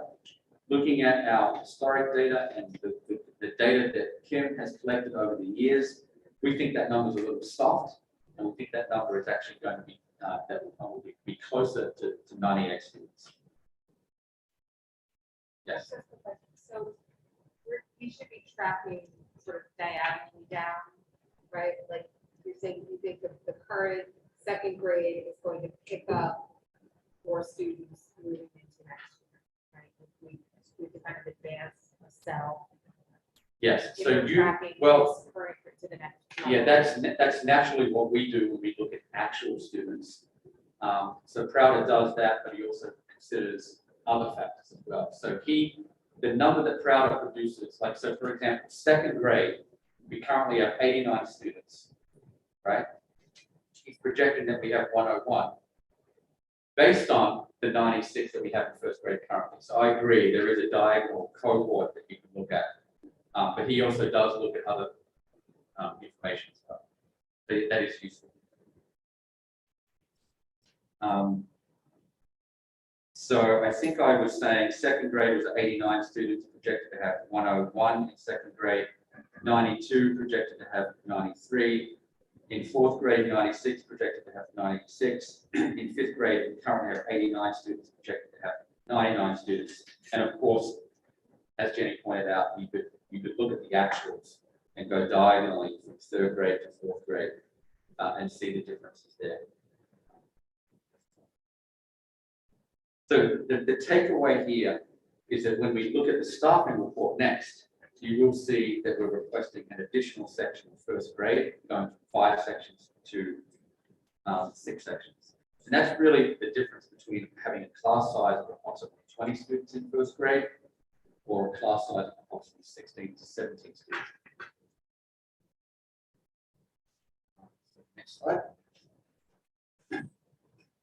So for Helen Keller Middle School, you can see that we currently have 96 students in grade 6, projected to have 92 students in grade 6 next year. Just a reminder, the number we currently have in 5th grade is 89 students. In 7th grade, we currently have 107 students, projected to have 98 students next year. If you look at the cohort comparison from grade 6 of the year before, that's 96 to 98, plus 2. In grade 8, we currently have 113 students, projected to have 111 students, which is -2 year to year, but it's an increase from 7th grade to 8th grade of 4 students. So that's where we are with County College. So in general, if you look at, why are these, what are the reasons for these increases or these changes? Go to the next slide. Primarily at the elementary level, Prouder uses birth rates from 5 to 6 years ago when looking at pre-K and kindergarten. He notes a correlation of 0.83 between births and enrollments. Just a reminder, statistically, a small correlation is anywhere from 0.2, a moderate correlation is anywhere from 0.3 to 0.6, and a high correlation is anything over 0.7. And that just means that there's a strong relationship when something's above 0.7 between birth data and enrollment. And he uses that statistic to talk about the reliability the other factor he looks at home sales. In 2019, there were 109 home sales, 2020, 164, and in 2021, there were 141 home sales. So a lot more home sales over the past couple of years. So we see that the housing market is pretty hot. In general, there's more students migrating into the Eastern Public Schools and less students migrating out. So that's another kind of general factor. The next slide. But overall, next year's enrollment is projected to increase by 25 students, but in the next 10 years, it's expected to increase by 165 students, which is approximately 18%. Senator Staples is expected to grow, average 620 students. Helen Keller Middle School is expected to decline slightly, but then rebound 10% of where the current average is now to 345 students. And one of the things we have to think about is homeschool students in general. We have 6 this year, we had 8 last year, we have 14 in total. It makes a difference where those 14 students, if they do return, where they're going to return to. Yes. If you also see us as a feeder into Helen Keller, why is there such a gap between the increase in the elementary and what we're expecting in the middle school? Well, in this year, there's 89 grade 5 students going into grade 6. So that is slightly smaller where grade 6 is right now. And there's a greater projection in the next few years at Samuel Staples based on Burton and Crowder's data and migration. And that the greater growth in birth will take a few years to catch up for those students to get into the middle school. So we see larger cohorts in like grade K1-2. Right. That'll take time to get up. That'll take a few years to get up. So in Helen Keller, it'll go down slightly, but then it's going to come up, and then it will be up over the next 5 to 10 years in the later part of that 10-year window, as compared to. It might be helpful for me to send you a chart which kind of shows graphically what that looks like over time, kind of a slight different than the rebound. Okay, so here are the staff reports, and again, you have the staff report in front of you, which is an excerpt from your table. Here are just the highlights. In terms of certified staff, you'll see an increase in FTE at grade 1, going from 5 to 6. As a result of that increase in FTE, an additional section, you'll see it reflected at 0.2 in art, 0.2 in PE, and a 0.2 in music, right? Because those teachers are going to have an extra special at those grade levels. We've noted an increase with expanding the Bridges program at Senator Staples Elementary School, which obviously provides a lot of support for our students, who you can see that there's an increase in referrals and so on. And even if you look at Jen's report from tonight, the number of IEPs in December of 2020 at Samuel Staples, 76, the number of IEPs in December of this year goes from 76 to 91. And then December at Helen Keller is 45. They stay the same. So they've got the continuing support in place. Their IEPs and the number of students in the program have kind of stabilized, whereas at Samuel Staples, you see an increase of 20 students. So what Jen was talking about tonight is providing that continuing services. And that may actually prevent us from outplacing a certain number of students and keeping them in their community schools. We'll provide more information about that during our budget process. And then the third increase for certified staff is the assistant principal from 11 to 12 months. And that's based on a previously negotiated contract where that position has been. I'm sure you're aware of that. This next slide is our non-certified instruction para-educators, and currently there are 4 instructional paras, 1 reading, 1 math, 1 PE, 1 multimedia. We're talking about at Helen Keller. So the request right here is to add an additional math para-educator. And you heard Dr. Clapp talk a little bit about how many more students in math requiring additional help in that program. So this is to compensate and support those students. And as a side note, here that we are currently funding math para support using the ESSA fund grant. Those funds are earmarked for this position to end this year. So again, we have these 4 instructional paraeducators, 1 reading, 1 math, 1 PE, 1 library media. We're looking to add additional math support, which would be something that we need to add. The next slide, this is non-certified special education paraeducators. We're really decreasing a behavior technician at Helen Keller Middle School and from 4 to 3 FTE, but we're increasing from Centennial State from 7 to 8. So that's really kind of a wash there that's based on student need. And we're looking to increase paraprofessionals at Helen Keller from 4.0 to 5.0 next year, which is actually an unfilled vacancy this year for that position. So that's it. So you see a request for an additional para at Helen Keller Middle School in our budget coming up. Yep. If it's already in the budget, is it an increase? Well, Whatever the pay. if you look at the staff report, you'll see 4 instructional paraprofessionals, and it will be an increase from 4 to 5. And part of it's covered by part of it's covered by the grant. So the 4 are if you go back to the slide, are the reading, the math, the PE teacher, and the library media. We actually have more than that, but that's not in our operational budget, so you don't see that change. You see the 4 plus us adding 1, which brings us to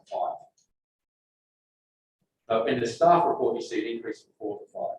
But what that really means is that there's 1.5 which is going away because of the grant, and then we're adding 1.0 to compensate. So I think what we will need to do in the budget process is to give you an appendix and a table of all the grants that we have in our district: Title I, Title II, Title III, Title IV, ESSA, IDEA, and provide, give you the dollar amount, and then we will assign what those dollars are covering. If they're covering any staff, we will flag what they're covering and where it's situated in the budget as well. So we'll give that to you on the table. But I think we'll also talk about that in the presentation, because it is a little confusing about what we funded for, how long the funds last for. We've only funded certain things for 1 year. Sometimes we've funded positions, but actually we still haven't filled. So it is a little confusing, and I think we're going to have to take some more time to kind of go into that. From a presentation, I mean, and this is all good. From a presentation standpoint, I could see an argument to say, this is our staff today. There are 2 or 4 that are funded by grants, and we're in math, that was 4, and we're thinking of holding all 4 and bringing those on budget, or taking 4, making that 3, but 3 are coming on budget. Because, in reality, they're not additions. They're additions that we haven't placed, that we haven't found a person to fill the role this year. I get that, but if they're.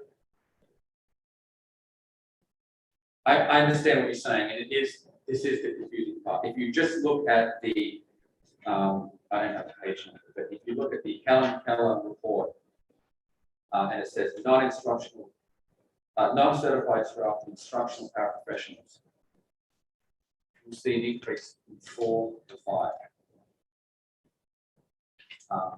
So I think at that point is probably, to your point, don't talk about the grant funded position in that request. Just show the increase from 4 to 5, right? So you've got the reading, the library media, the math, and the reading, and you're just increasing, and then in addition to math. So what we're really changing is the quantity. Yeah. Well, I guess that's a question and a statement, right? That's it. So in some cases, these are changes that have always lived within the operating budget, and they're informed possibly by enrollment changes or student need changes. And then in other cases, we're talking about positions that are attached to the grant, maybe have fallen unfilled the entire year, and we still have a need.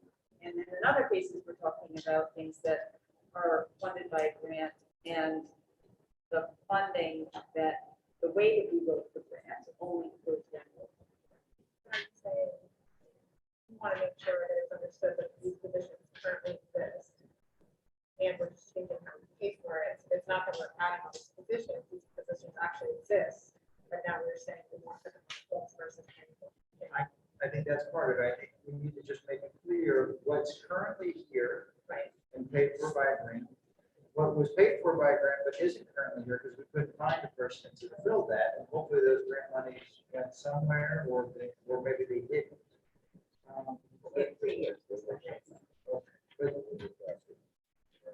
But just understanding like the actual real ad staff versus the out of. I think that distinction needs to be made as clear as we possibly. Yeah, I agree. Okay. It's almost like we have to do a 3-column chart. Yeah, That kind of takes us through that. I think, so. Yeah, and I think you're about to ask my question too, so please do.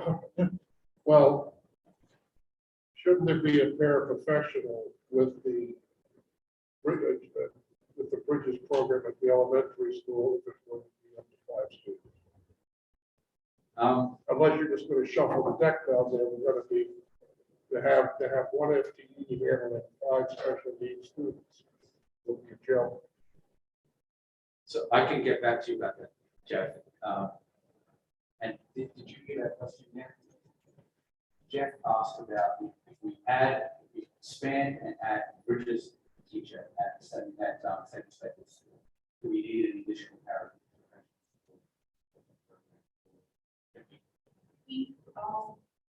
I think we're very closely.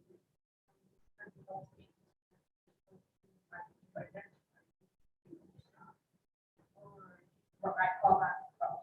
Some already have those words attached to that. So Okay. you can shift them. Well, you're talking about the other 4 students that could, 4 or 5 students that could go into that program or already have a one-to-one? Not all of them, some do, it all depends on their behaviors. Okay. Sometimes you share that, in fact, sometimes it's, if students, you have, maybe one adult looking at you, that person. We just want to make sure that we would have the support in there to make that work, otherwise, it's going to be, it's not going to work as well as it could. I think that's a good question. So it sounds like what Jen's saying is we have some internal capacity, but we may not need that Right. apparatus to that group. And the next slide is a request. Currently, we have 9 full-time custodians in the district, and there's a proposal to increase the part-time custodian from 0.5 to 1.0 at Helen Keller, which would be an increase in Helen Keller from 3.5 to 4.0 FTE position. I think this was previously in the budget in 17 and 18. I don't have the pleasure of being here over the past few years, but that's kind of the request. We have to go. Yeah, I can speak to that, the standards, for square footage coverage.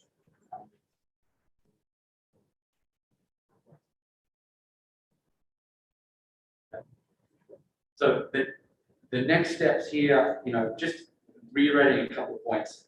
Staff projections do not automatically equal requests in the budget. They have to survive the budget process. But it's fair to give you, a heads up on what we're thinking at this point. We'll provide more information during the superintendent's proposed budget in a couple of weeks.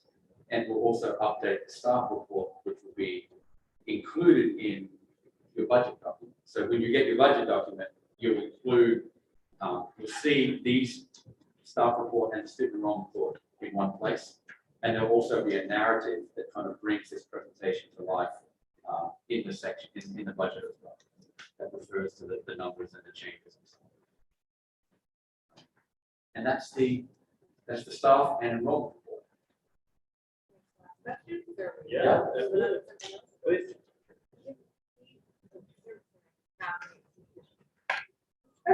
From the storm in your side tonight.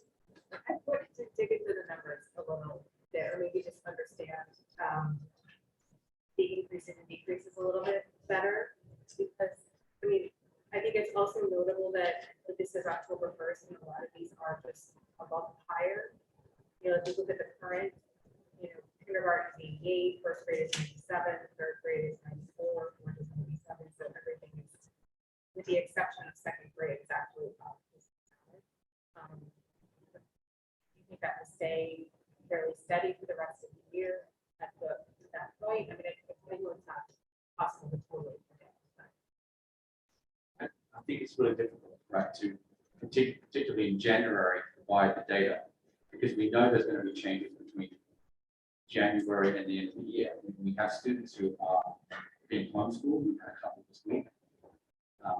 There are students who will move in, move out, and there'll be the students that we start the school year on when we start the school year in September.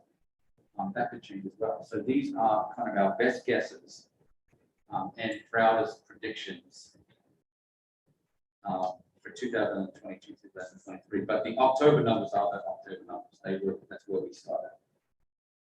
if you explained this before and I missed it because I was flipping through papers, I apologize. But what was the reasoning behind thinking that that we might pick up as many as 10 additional first graders next year, or like 10 add 10 more to the current kindergarten? Like, why do you think that will go up for next year? Well, Proud predicts it that we'll at least have 92 students, and the delta between the 92 and the 98 is really just having a conversation with Kim, and Kim's collected data over 10 years, and you've collected information, and basically what the information says is Proud is wrong, Proud is wrong, Proud is wrong. He was right. Proud is wrong, Proud is wrong. He was right. And generally, he's underestimated first grade. He's underestimated first grade, just about everything. Just historically. And it's usually between in the 6 to 10 range. And the 6 to 10 range doesn't sound like a lot, but it's the difference between a class size in first grade of 20 or a class size of 16, 17. That's significant, right? Because your philosophy on class size should be K and 1, keep it around 17, 18 students, right? And then in grade 2, you might accommodate around 20 students. And in grades 3 to 4, you might go 21, 22. Now, all of that depends on, do you have adequate interventionists, reading support, math support, and so on. Some districts can have larger class sizes because they have a lot of intervention support. And I think what you value in Easton is very manageable class sizes. That's kind of my understanding of philosophically where you've had those conversations. So just an observation to tag on to that and to keep discussing as we move forward. And I understand what you're saying about each class is different, the composition is different, but we have allowed in the past several years and currently classes to be at the 20 mark, beginning in kindergarten, going all the way through. And sometimes there's nothing we can do about that. It just happens to be class. And I can tell you that because both of my kids have been in those very long groups. And one thing that struck me was that, so the request is to add a section for the current kindergartners and the first graders next year, but the second grade is going to be the largest group in the school if these projections actually come to be. And that was the group that you noted, 32 of the 114 literacy interventions were of the current first grade. So 32 of the 114 requiring intervention right now are going to move next year into the largest class in the building, but we're going to stick, but supposing that will stay at 5 sections. So just sure. No, we totally agree. We've looked at that. We've talked about that difference, and it just goes back to the idea of do you have if you could have smaller class sizes in K 1 and 2, ideally you would do that. If you had to prioritize where the class size would be the difference between grade 1 and 2, and would you rather your class size be 17 in grade 1, 17 in grade 2, or 20 in grade 1, 20 in grade 2? That's a good conversation. But I think your point is really well taken. It's something we have to really watch over the next couple of weeks before we make our final recommendation. And I don't say that at all to suggest that that we would not have already had it. Sometimes we say things out loud as a board for I understand, lots of peers to hear and consider. definitely understand.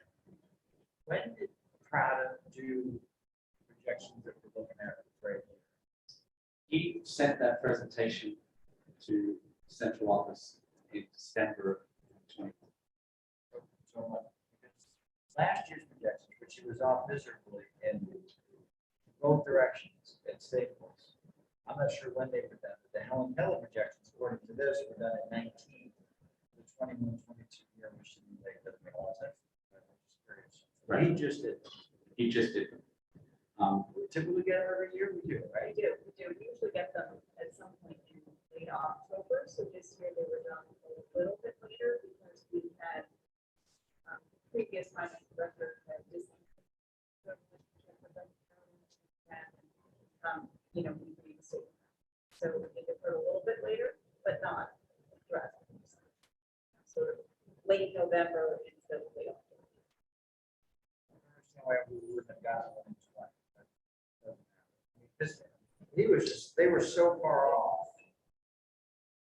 I feel like, But Crowda and Malone and whatever the other person's name was, projections are identical, or not? they were, but so I just looked at grade 1 through grade 5. His projection for this current year was 35 lower than where we are for just 5 grade levels. And that's an average of 7. Every single class he was lower. Kindergarten, he overshot by 20. So when you do all the math, he's off by 15, not bad. Except he was off miserably, grade to grade. And then, and I don't know when that was done for you, Kim, but Helen Keller says it was done in 19, which It doesn't make sense. We had it last fall. maybe this sheet should date that. Maybe the header. But okay. Anyway, it wasn't much more than that. A useful strategy, Swung the other direction. right? For next year, where it's low every grade level last year, now he's above by 10 or so where we are right now. So he's I think a useful strategy is to employ Jenny's suggestion, which is just a little bit helpful then, I think, go diagonally in the presentation and look at your actual and look at what his next year, what his next year projection is. So you could look at, we currently have 89 second graders. He's projecting 93 third graders. So that's good. So one of the challenges they identified last year was just COVID. It was Right. hard because Yep. you had so many houses selling, you had a lot of families moving in with kids of ages that people couldn't figure out. So it's just not, I just remember having that conversation, which is why we added the second thermographer. And that they gave us similar numbers, but different like ranges and different grades, but it kind of added up to the same total. But I would hope, I mean, it felt like going through kind of some of the statistics that he uses in terms of home sales, and then just looking diagonally across, like the increases don't seem crazy in terms If of. I were a teacher, I would say they copied each other. Yes. Stay after class, please. Well, except the kindergarten was like crazy, and Kim like fixed it, but I trust Kim more than I trust. Yeah, that's right. Well, yeah, right. We got the projections for kindergarten last year, and Kim said, no, you do not need to add another section, because the projections were telling us we needed to add another section. We believed Kim, and we're glad we did. Yeah, so that's what we talked about, right? We talked about that today. We think keep the K number is a little bit aggressive. We think the one number is a little bit soft, the grade one's a little soft.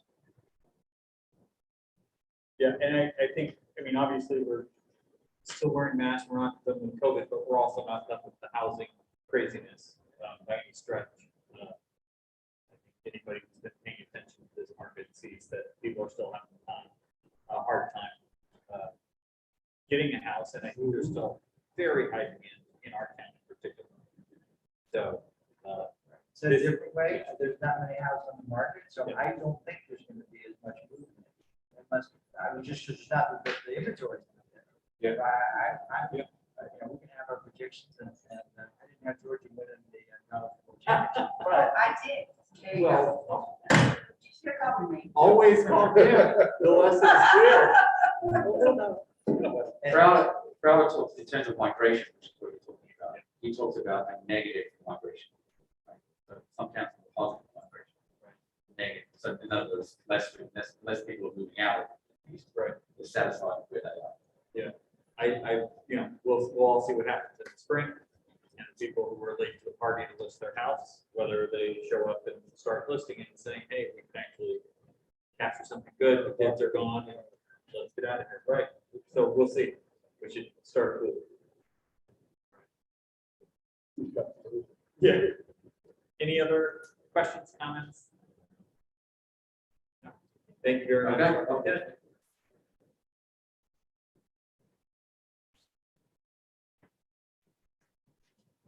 All right, that will take us, I believe, to board member comments.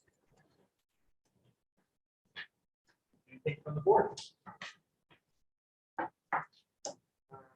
so what's our schedule? We have workshops a week from Saturday, is that right? That's correct. The 22nd, 10 o'clock to 12 o'clock. Is it here? It is at Torrado High School, so that Reading's going to come in right after us. As soon as we're done, then they're going to be, I think, from 12 to 2. You're bringing the most, he's bringing the bloody. I've got that. Right, that's right. And from a timing perspective, should we anticipate receiving in advance, what's your best guess? No, that's fine. I don't know whether that's timing or whether that's just. I would prefer to present the information to you and tell the story. Rather than you get an advance copy and. Yeah. Well, Oh, that's coming anyway. We'll Yeah, still we- have time to digest. Yeah. Afterwards. Yeah. But we are still working, we're still building the plan.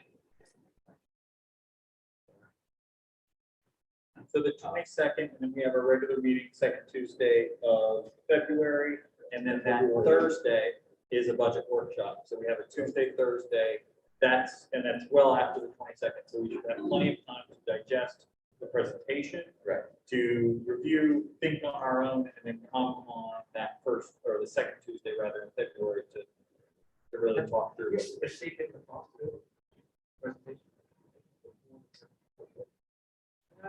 It's Numbers.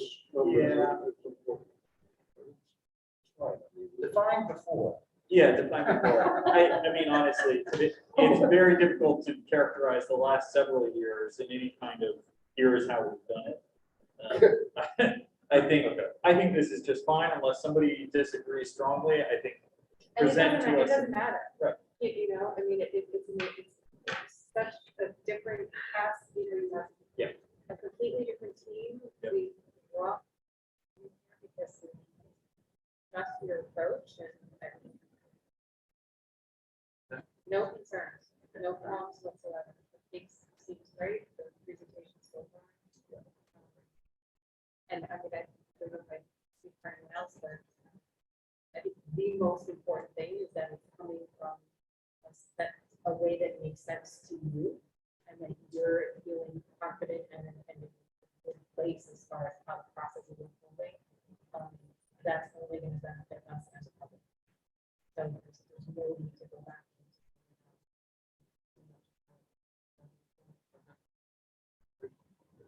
Any additional board member comment? Very good. Then look for a motion to adjourn. Thank you, Jeff. Do I have a second? Jenny, thank you. Absent objection, we're adjourned.